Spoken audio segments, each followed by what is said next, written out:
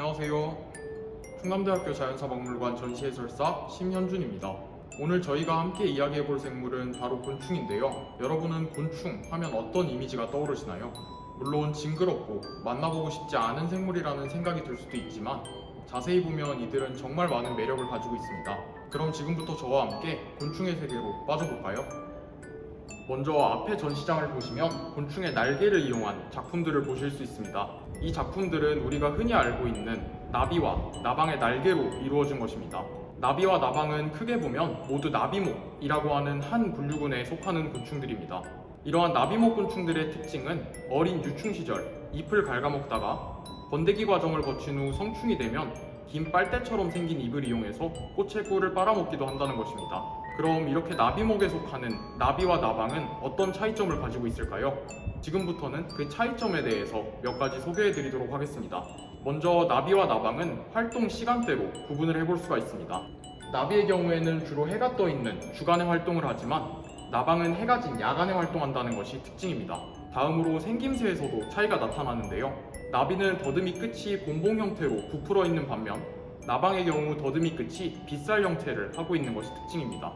마지막으로 앉는 자세에서도 나방과 나비의 차이점을 확인하실 수가 있는데요. 나비는 앉을 때 배 위에 날개를 접고 앉지만 나방의 경우 배 위에 날개를 펴고 앉는다는 것이 특징이라고 할 수 있습니다. 앞에서 소개해드린 나비 전시장에서도 확인하실 수 있었듯이 곤충은 종 다양성이 매우 높은 생물 분류군입니다. 그럼 대체 어떤 생물들을 곤충이라고 부를 수 있는 것일까요? 먼저 곤충의 가장 큰 특징은 몸이 머리, 가슴, 배의 세 마디로 구성되어 있다는 것입니다. 이와 함께 6개의 다리를 가지고 겹눈과 혼눈, 더듬이가 있다는 것 또한 곤충의 특징입니다.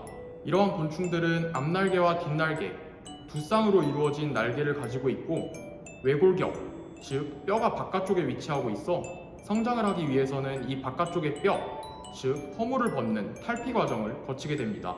그리고 이러한 성장 과정에 따라서 곤충은 번데기 과정을 거치는 완전 변태 분류군, 그리고 번데기 과정을 거치지 않는 불완전 변태 분류군으로 나눠볼 수가 있습니다. 이렇게 다양한 생활사를 거치는 곤충들은 형태적으로도 매우 다양합니다. 이렇게 다양한 형태를 가지는 것처럼 곤충들은 먹이원 또한 매우 다양하다고 할 수 있습니다. 먼저 식식성 곤충의 경우에는 식물을 먹이원으로 하는 곤충을 의미합니다. 다음으로 육식성 곤충은 다른 곤충을 포함한 생물들을 먹이원으로 하는 곤충을 의미합니다.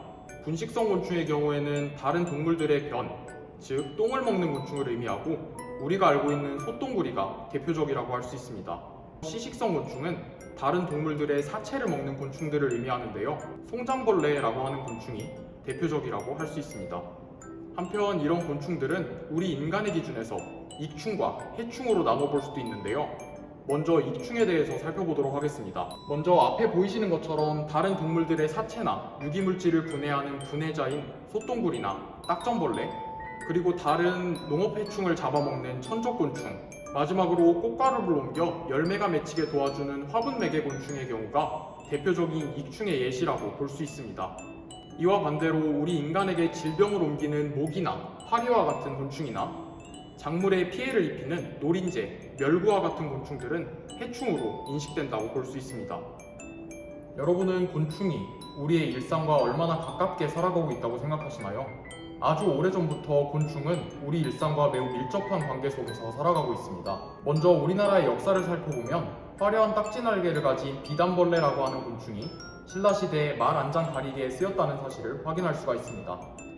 다음으로는 앞에 보이시는 것처럼 꿀벌, 누에나방과 같이 우리에게 먹거리와 옷감을 제공해주는 곤충들도 있습니다.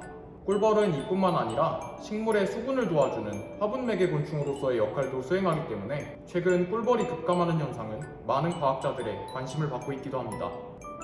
다음은 애완곤충입니다. 사슴벌레나 장수풍뎅이와 같은 갑충들의 경우 사육도 비교적 쉽고 생김새도 멋있기 때문에 최근에는 이러한 애완곤충을 사육하시는 분들도 많이 늘어나고 있습니다. 마지막으로 소개해드릴 내용은 먹거리, 식용곤충에 대한 이야기입니다. 곤충을 먹는다는 것이 매우 생소하고 징그럽다고 생각하실 수도 있겠지만 곤충은 식량자원으로서도 매우 높은 가치를 가지고 있습니다. 현재 우리나라에서는 귀뚜라미, 밀웜, 메뚜기, 꽃무지 유충 등이 식용곤충으로서 사용되고 있습니다.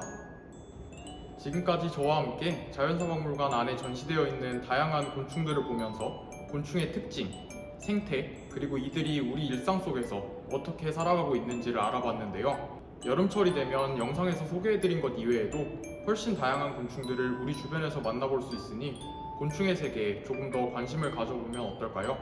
그럼 저는 여기서 설명을 마치도록 하겠습니다. 지금까지 충남대학교 자연사박물관 전시해설사 심현준이었습니다. 감사합니다.